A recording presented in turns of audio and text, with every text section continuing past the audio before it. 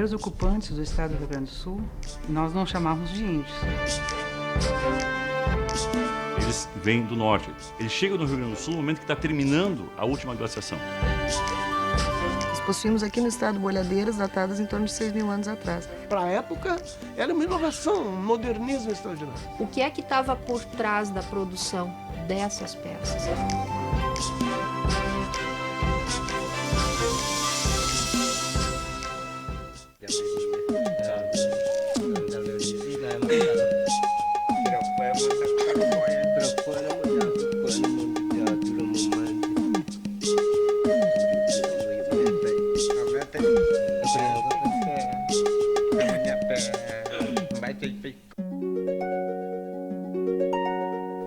Da primeira caravela portuguesa que chegou ao Brasil até hoje, se passaram um pouco mais de 500 anos. Antes já havia gente no Rio Grande e no país. Quem já estava no Rio Grande antes de 1500? E os primeiros ocupantes do Rio Grande do Sul chegaram por volta de 12.000 anos antes do presente. Quando eles adentram o território do Rio Grande do Sul, via a bacia do Rio Uruguai, A região de Uruguaiana, Quaraí. já está existindo uma grande crise ambiental. Esses grupos têm uma economia centrada na caça de animais dos mais variados portes, né? E na coleta de recursos vegetais e também na pesca. Nas Índias é que estavam os interesses e a riqueza do século XV. Quando Colombo chegou à América, pensou ter chegado às Índias. Os nativos ganharam o nome de índios. Um mal-entendido que permanece até hoje. Eles vivem de uma extrema dependência do dia a dia. Se eu caçar, eu como. Se eu coletar, eu como. Ele não tem, como eu falei, o princípio da estocagem. Ele não tem uma tecnologia desenvolvida para isso. A agricultura não fazia parte da vida dos primeiros gaúchos. De 12.000 até o ano Domini, ano zero, nós não temos nenhum vestígio, né, de atividade agrícola. Imagine um mundo sem supermercados, nem restaurantes, nem lancherias, sem comércio. Para buscar comida e resolver necessidades, era preciso ir longe. Grupos caçadores-coletores necessitam de uma ampla mobilidade, né, no território para sua manutenção. São grupos que vivem em torno de 70% do manejo de vegetais e, na realidade, 30% exatamente da caça, do abate de animais. Então é uma sociedade muito cooperativa, até por ser um grupo pequeno. No máximo 20 a 30 indivíduos. Possuem uma vida relativamente curta, 28, 30, 35 anos no máximo. Mas como se sabe tudo isso? A arqueologia desvenda mistérios. Indiana Jones e Lara Croft são arqueólogos. Procuram tesouros perdidos. Para os arqueólogos de verdade, o tesouro é descobrir a história. O que subsistiu desse período de ocupação inicial do Rio Grande do Sul, desses 10.000 anos, são os instrumentos elaborados em pedra. Então nós temos que fazer escavações para achá-los. Todos os materiais que estão mais profundos na terra são mais antigos, né, do que estão em superfície, né? Os instrumentos elaborados em couro e em madeira, a plumaria, isso tudo desaparece. O trabalho do arqueólogo, propriamente dito, é tentar separar, né, esses materiais, é tentar ler esses objetos como se estivesse lendo um documento. Ela dá voz a populações que de outra maneira não teriam dado voz. Porque não temos nenhuma informação por escrito. Não teríamos como saber como viviam os homens que ocupavam o estado do Rio Grande do Sul antes de 1500, se não fosse a arqueologia.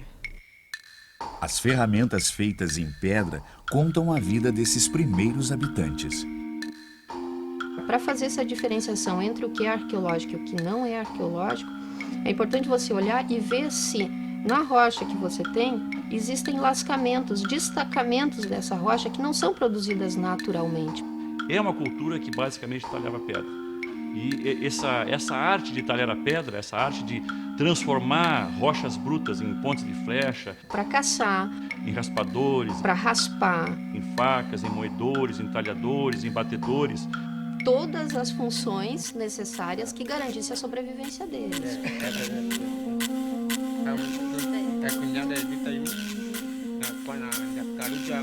Eles têm que se adaptar as matérias-primas que existem no Rio Grande do Sul. Como é que ele lascava?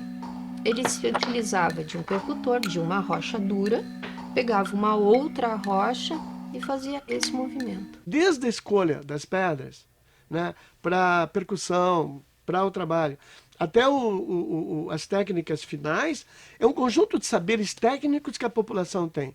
Uma ponta de flecha, um cabo de madeira, então é uma arma de arremesso. Então ele já não tem uma luta corporal com o animal, ele guarda uma certa distância. Isso significa já uma otimização na forma de caçar. Essas pontas elas vão variar, muitas vezes em forma, em função da caça que está sendo buscada, né?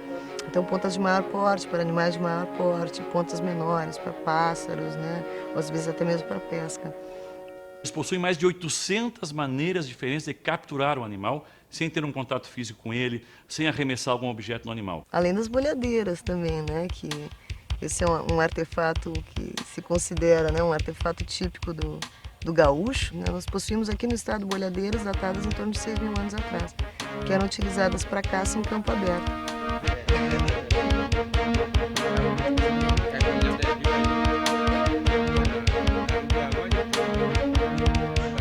Os primeiros habitantes do Rio Grande do Sul chegaram quando uma era glacial esfriava a terra.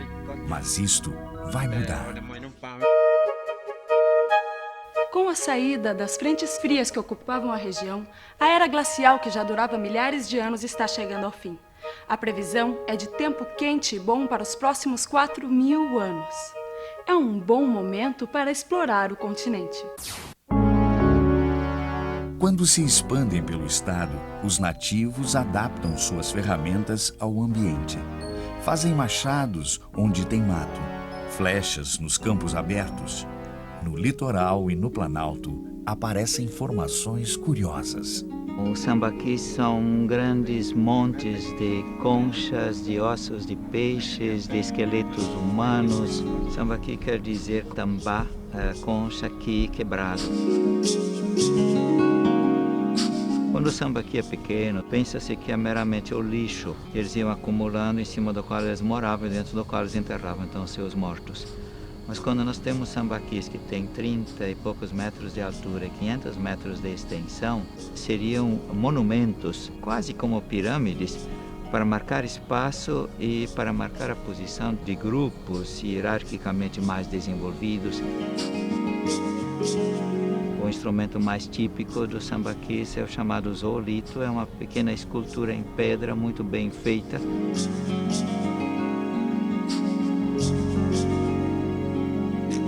Que até agora não tem nenhuma comparação com outras culturas brasileiras que nós conhecemos. Os primeiros engenheiros do estado foram os índios do Planalto. Construíam ocas debaixo da terra, e isto protegia a tribo do clima frio e hostil do inverno e os refrescava no verão.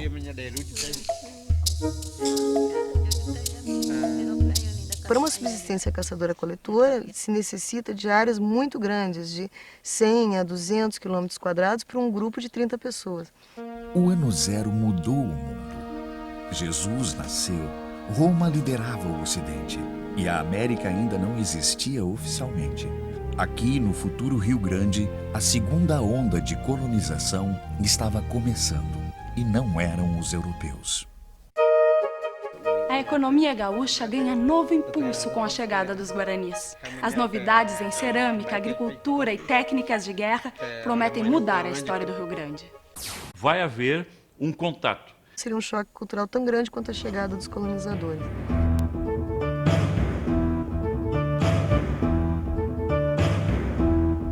Os guaranis são a população mais densa.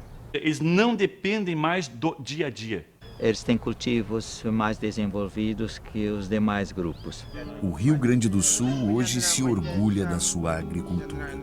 Os primeiros passos na área são um legado guarani. O milho não existe estado natural, ele é uma invenção cultural dos indígenas. A mandioca fica até 2, 3 anos no sol, dependendo das condições ambientais e do subsolo. Quer dizer, ele tem de onde tirar o alimento e ele fica tranquilo.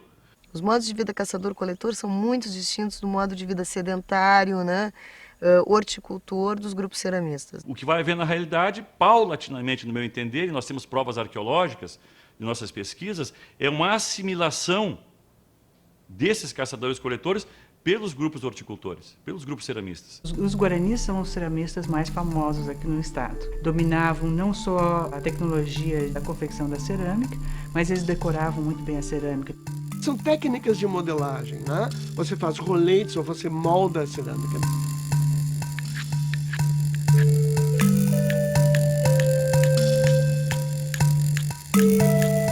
A partir de 2500, antes do presente, o homem começa a dominar a tecnologia do fogo para fazer artefatos de argila.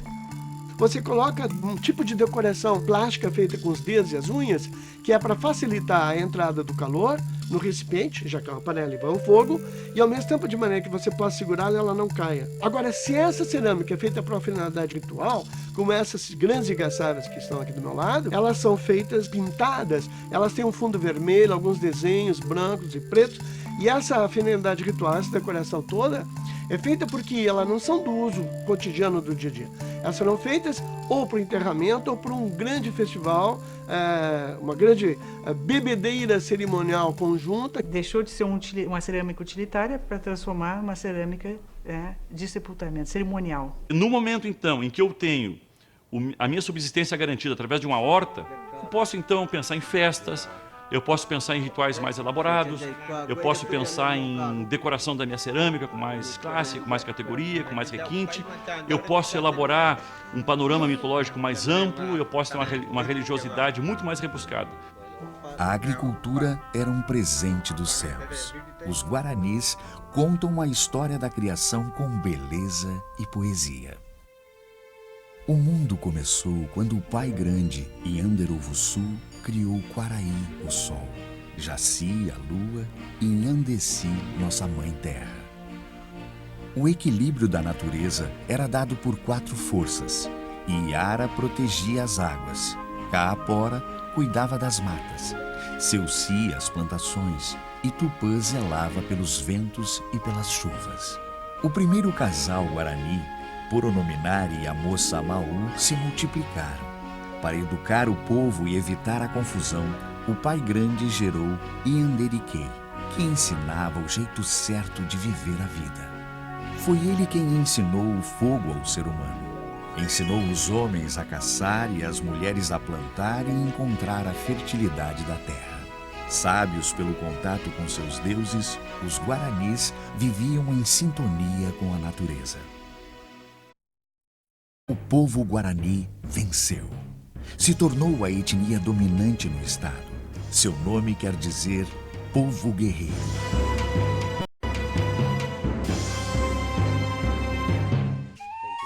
As aldeias chegavam a milhares de habitantes com uma cultura e identidade bem definidas. Hoje em dia se calcula que nessa região do Rio da Prata haveria aproximadamente entre 800 mil e 1 milhão de guaranis.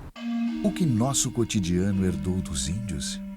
Mais coisas do que se pode imaginar. O legado dos índios, dos guaranis especialmente, se a gente fizer exame de sangue, fizer um DNA, provavelmente vai encontrar uma quantidade grande de descendentes parciais dessas populações.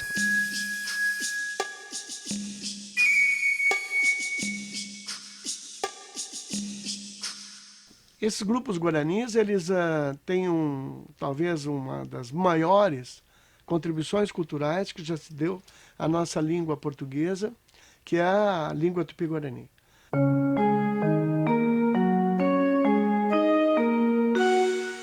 20% do nosso linguajar hoje é diferente do de Portugal, em grande parte pela contribuição dos vocábulos tupi-guarani.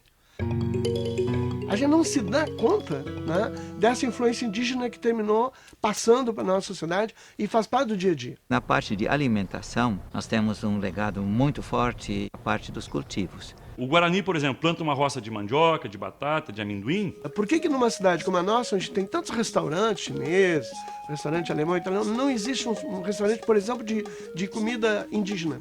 E a resposta é evidente. Nós não precisamos dele porque a comida indígena se encontra na nossa mesa no dia a dia. O feijão nosso de cada dia. A castanha do caju, o butiá na cachaça, tudo isso são elementos indígenas.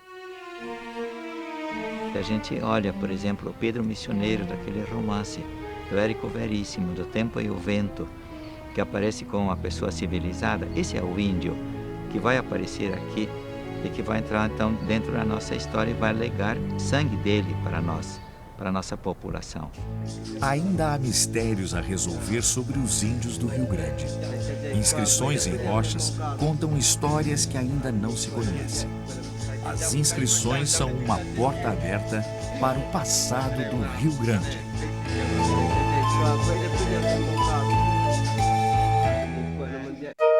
Feliz 1499. Neste ano, cerca de 100.000 nativos vivem no que será o estado dos gaúchos. Ainda não existe Brasil nem fronteiras. É uma história que vai mudar muito de agora em diante.